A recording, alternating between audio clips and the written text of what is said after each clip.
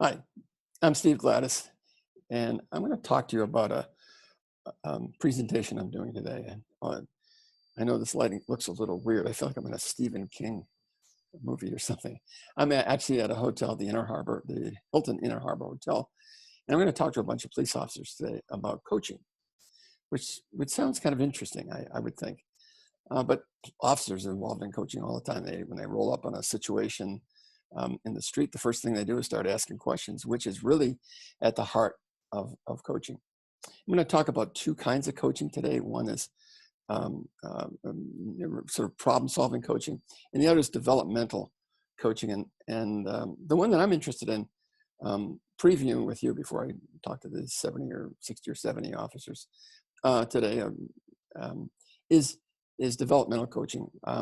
There's a guy named Richard Boyatzis who's been studying intentional change, how we actually make change, how people actually come about change.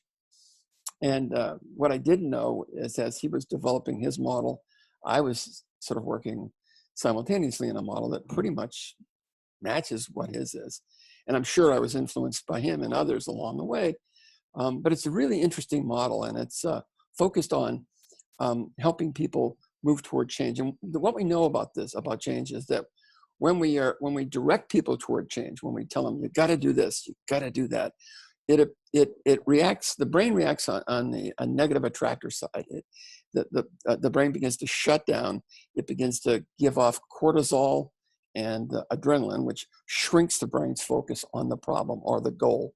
If you give people too many goals that they haven't helped develop themselves, and you force them to think about those goals, it actually shrinks their focus on the threat. And in some cases, that's a good thing if you're being chased by a saber-toothed tiger or somebody's coming at you with a gun or a knife or something terrible like that. But the point is that coaching toward a goal that's been set by somebody else, that's been foisted on you, is a hard kind of goal to hit. You can do it, but it doesn't open you up. What does open you up is our questions about what would you like to have happen in the future? What would you want to do? How would you want to approach something like this? What do you think? Which takes the brain from focusing like this to sort of opening up. Oh, okay. In fact, one of the most interesting questions you can ask somebody is this one. You'll think it's nutty, but it really isn't. When you think about what happens in your brain when you do this, is ask a person in terms of development, somebody who works for you, somebody who's under your tutelage, ask them this question: where do you want to be in 10 to 15 years from now? What happens when you ask that question? The prefrontal cortex, this part of your brain up here, that it's called the executive center, which is always in control and always remaining tight. It's the thing that keeps you from leaping across the desk and grabbing somebody by the throat who happens to be your boss. Not that you would ever do that, but you know what I mean? It keeps you in control. It's always in control. That's why at the end of the day, if you've ever been working real hard and on really cerebral tasks, you go home at night, you're exhausted because this part of the brain just says, I'm tired, I'm going to take a break. When you ask a question that seems like it's a frivolous question, where do you see yourself 10 to 15 years from now? The prefrontal cortex actually sort of stops working. It says, oh my God, here we go again with this other part of your brain. These guys want to screw around. So what I'm going to do is take a coffee break while they're doing this crazy stuff. I'll come back when they need me. And there's the thing actually happens is called hypo-prefrontality, which is a big neuroscience word, which means that it just relaxed. The front of the brain just relaxes. That's all that means. While it relaxes, it relaxes. It allows the rest of the brain to be very, very creative. There's no cortisol given off. There's no adrenaline given off. And the more relaxed and open people are, the more they are able to actually sort of dream about where they want to go.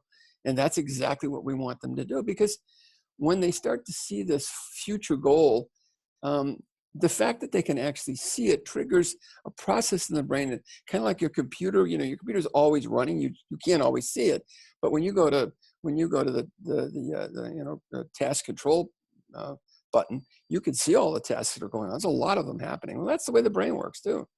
But when it's working unconsciously toward a dream goal further out, it starts to plot a path.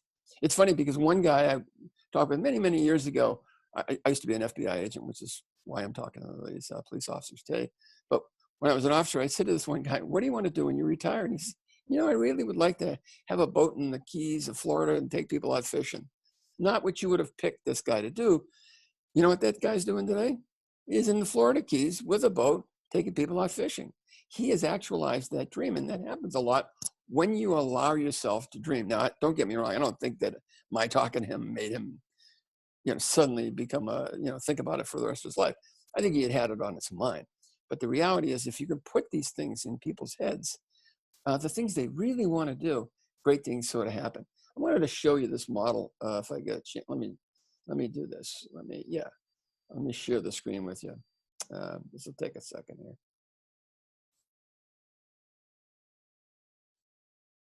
All right, where are we here? There we go. I'll share this thing. Okay, I hope you can see that. And this is basically the model that we teach these guys. We ask them to think about where they want to be in the future. Where do you want to be in 10 to 15 years? Sounds crazy, but it really does work.